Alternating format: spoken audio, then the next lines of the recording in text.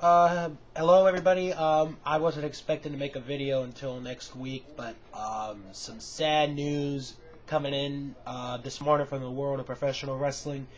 Andrew Martin, the wrestler formerly known as Test in the WWE, was found dead this morning in his apartment.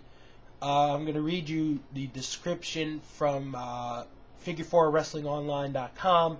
It says, We don't have details, but there are multiple reports that Andrew Test Martin passed away earlier today at his condo in Tampa. Martin was 4 days shy of his 34th birthday. Police in Tampa confirmed the death in the condo but wouldn't identify the name, but numerous sources within wrestling have confirmed it was him. No details as to the death were reported. Martin last wrestled with WWE in February 2007 when he was released after failing a drug test. He worked a few weeks with TNA, but the company decided against hiring him.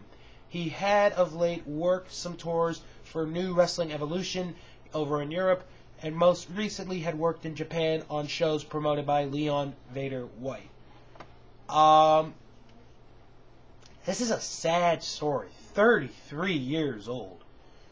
I mean, it's hard to fathom 10 years ago, 1999, that Test was 23. I didn't know how old this guy was.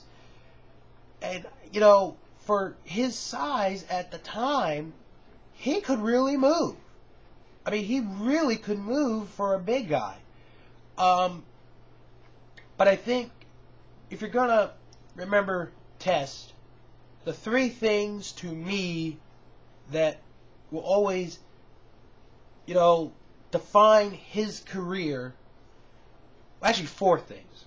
Number one, the match he had with Shane McMahon at SummerSlam 99, which is considered, you know, an all-time classic for SummerSlam, and to me was the best match of 1999. I mean, you know, that match could not have gone any better. You know, try to get that DVD from the SummerSlam anthology.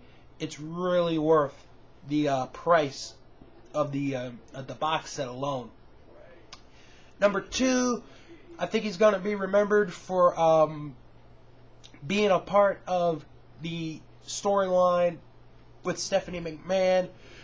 He was going to marry her, but then Triple H married her in that Las Vegas, in Las Vegas the night before, and you know, that was a big, big angle at the time, and it's sort of sad that they did not take advantage of this and push Test, you know, with this, especially after they put Steph and Triple H together. That one was done really well.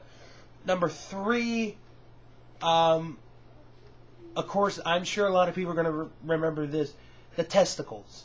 You know, when Stacy Keibler was trying to, you know, try to get him as a marketing ploy to be big, she came up with calling the fans the testicles. So, you know, that's something that a lot of people will remember.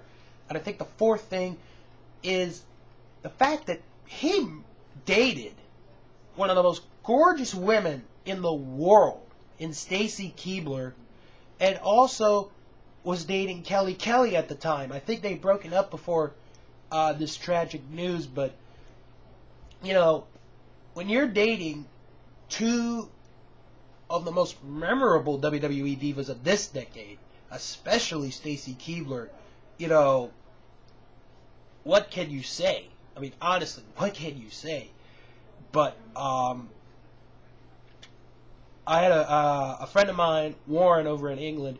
He told a story one time about how he had gone to an autograph session with to see Test and Stacy Keibler, and he said, you know, Stacy was nice, but Test was also a nice person too. And I sort of figured Test was a nice guy. I figured he was, but you know, unfortunately, he's now a part of a sad time of history where wrestlers before the age of 45 have died. He was 4 days shy of his 34th birthday, 33, that's such a young age. I know a lot of people think 33 is old. It's really not. 33 is a young age.